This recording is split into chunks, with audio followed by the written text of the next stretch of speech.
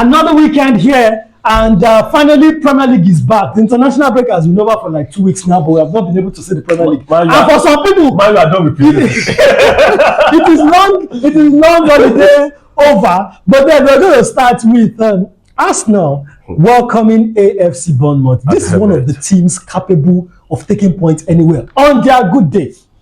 They are also playing against an Arsenal that, since the international break ended, they have played like how many games now? No, 2 games. 2 games. And this will be their 3rd game in a week.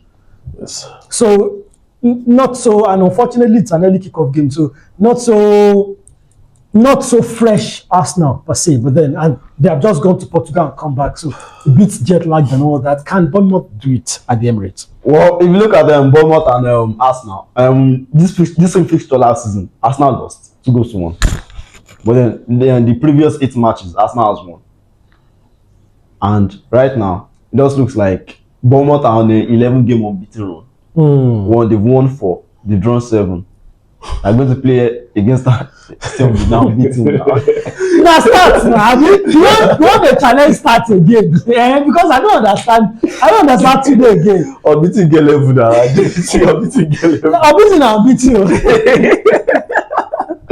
So right now they'll be going to an Arsenal side who have played 3 matches. They've lost 2. They've won 1. Managed to win. They managed to win 1. Thanks to David Raya. In their last how many matches? That's 10 matches. Well, but then today seriously, are you worried for this game? No. Especially considering the level of form for the player. Saka is not available. No, Saka will be available and Timber will be available. Okay. That was what we had. Actually, that was what we had. But at this point of the season, I'm worried. So it's not about even this match. It's not about AFC Bournemouth. Yeah, we saw what AFC Bournemouth did with Manchester United. Well, the Michael Carrick Manchester United. But then I think they were at home. Yeah, Bournemouth is a different species at home. They are different because that's their stadium. Yeah, the size. But this is same. The reason why I'm just worried because of Arsenal. But regarding this match, the reason I'm not too worried is because we are playing it at the Emirates, and I think it's always a bit difficult for a team that are playing at a very small pitch at home to transit into a very big pitch. And this is where my issue is now. We saw Arsenal's practically best 11 against Sporting Lisbon.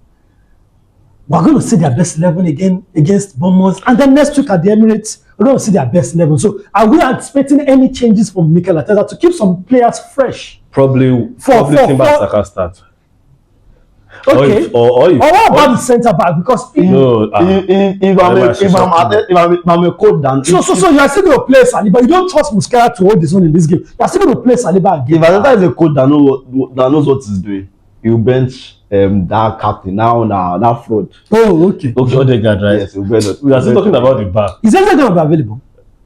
Not sure. I don't think it's so. That was Odegaard has to.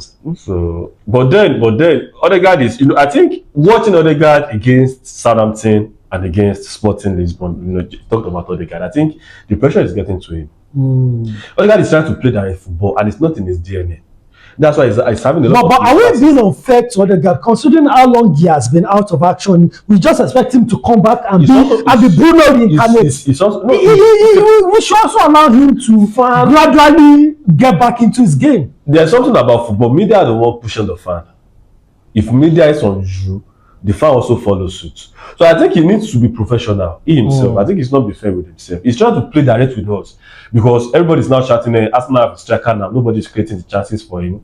If you look at against Sporting Lisbon, anytime he's going direct, all of the passes he tried to make a direct transitional pass where we're not Arsenal's ball. We lost that possession because Odegaard is more like Bernardo Silva. They don't play direct football.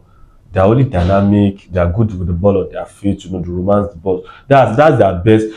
Bernardo is a different profile to De Bruyne. Odegaard is a different profile to Bruno Fernandes. So he needs to accept himself that this is how I play. And so you see a win for Arsenal in this game? Yeah, I see a win. Though it may be a difficult win, but I'm seeing a win. Raya will say the 2 matches were lost. It was keeper. The difference between first and second, the difference between original. See, in IT world, sorry. When we call something original follow up, it's different from replacement. Do you understand? So when we say something is the main one, and one is replacement. They are the difference. Kepa is the second most expensive goalkeeper in the world. For Chelsea. Someone said someone will post for around 80 million. They said that for 5 million. You got to use that for final.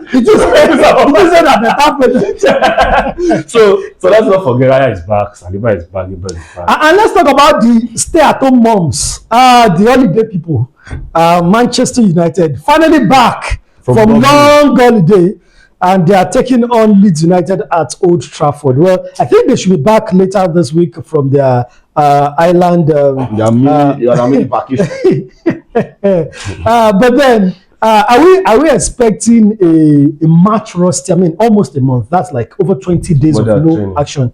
Training is different from a game, a match scenario. And, Carrick didn't like the idea of a friendly game. So, at the end of the day, almost a month without a game. Now, we're expecting a match rusty Manchester United or a fresh Manchester United. I'm expecting a fresh anyways. It's going to be on both sides. Leeds United haven't played in almost. They played the FA Cup. FA Cup, yeah. They played the FA Cup, so I think they are still more match fit than Manchester United. But then if you look for Manchester United, this is at Old Trafford. I played at Old Trafford against Leeds United, who we can say maybe they are one of their rivals. But then, for Leeds, Manchester United, they didn't win their last match, and they know that top 4. Yeah, though it's now 5 teams in it, but then they still know that you can still fall out of the top 5. Champions League. My God. We stop saying top 4 now. We're in the top 5. Oh, no, Allah. It's our work. No, Allah. So I just feel for Manchester United, they know what they need to do. They need to start getting wins. They need to start getting wins and hopeful that also, even if they get wins, they don't need to concern themselves with things at the bottom of under them again. Get your win, get your 3 points. You don't even need to worry about it. Harry Maguire signed a contract extension 1 year with an option of a further year. How important is that? And also, Lisandro Martinez is back. How important is that for Manchester United? I think for Harry Maguire, it's been their most consistent defender. This season. If you look, I think Martinez Leeds was on the verge of being that. Before that back injury. That back injury, yeah, he's been out since November. He's coming back. Right now, the only defender you can rely upon at United right now has to be Harry Maguire. Both Sandro Martinez also is. Eddie Neville and Euro they don't look like they want to be starters at United anytime soon. So right now, I think it's a good thing that they went to the market and that's why they paid a need with Harry Maguire actually. Yeah, definitely. And of course, let's talk about Liverpool. I mean, is there even a need for them to rest any player for this particular game against PSG? I mean, just mapa danu meji. Just use your. It didn't rest because against City at the FA Cup. Okay, that was a day. He didn't rest any player now. So is that even wise? You use your first team in the FA Cup against City. You use your first team against PSG. Use your first team against Fulham, and then you use your first team against PSG again. 4 games for those tired-looking players. They are being paid though. Van Dijk and Konate playing 4.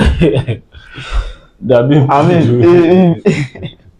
I mean, there's a reason why he has players on the bench, like of Chiesa. He has not been using. I don't. Goma. I mean, can you just try this young man? Can we list 5 outstanding players in Liverpool's bench?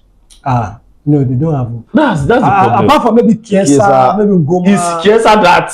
If he gives Chiesa run of games, he can do. I think that's why he brought a decent that's player. why if he didn't bring Chiesa, it would have been. Even now for ACL, Chiesa is a good player. For Juve, Isaac is back, Sha. Yeah, Isaac is back. We have heard Isaac is back for like 2 weeks. No, Isaac is back against City. Isaac is back against PSG. Yeah, I don't think he had the touch on the ball. Just a little cameo. So we're not expecting him to make much impact. Are we expecting him to start ahead of Ekitike? I don't think he'll start ahead of Ekitike. Even the Ekitike 7, even that's their best player. That's their best signing. But Liverpool wins this, right? Against Fulham. I'm not sure. Fulham. I don't think Liverpool, with the way they are playing, though it's at Anfield. Yeah. Fulham also need that point. Fulham is at the bottom 10.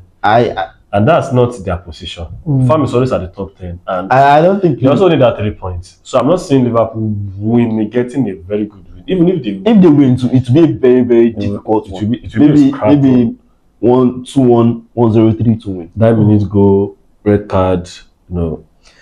Well, it is what it is. One thing we can tell you is that the Premier League is finally back. And it's back for the running. Title race, top 4, and of course the relegation battle. 6 points. 6 points. We finally have Roberto Zebi, yeah. have his first game in charge, and it's going to be Sunderland away from home. I mean, is this the beginning of rejuvenation? I think it's a good one that they are playing Sunderland. But then, if you look at Sunderland, they are Sunderland. Sunderland, yeah, we released a stadium of light. So I think so for that Sunderland team, they're a very, very difficult side to actually crack. Exactly, especially at the same moment. Because I think one thing in the first leg, Brian Brobby was very, very difficult for Tottenham Hotspur defenders to Brian Brobby is difficult for everybody. It's difficult for everybody, not just Tottenham, for everybody. That guy gravity level. You can't bully him. You can't push him away. Hey, Brobby. And his first touch, very, very, very magnetic first touch. To end this lack of win in 2026 for Stadium of Light. Stadium of Light. The best I can say is a point. The best I can say. No, Deserbi is a very good coach. I didn't mean he's their former coach. It would have been a walkover for Sunderland. Well, you have said it, so the Premier League is back. Well, enjoy the ride. For Manchester United, for Chelsea, for Liverpool, and of course for Tottenham Hotspur, Manchester City. For the table toppers. 6 points. I said Manchester. I already said Arsenal. 6 points. Bournemouth to win, carry on. No, big guess you.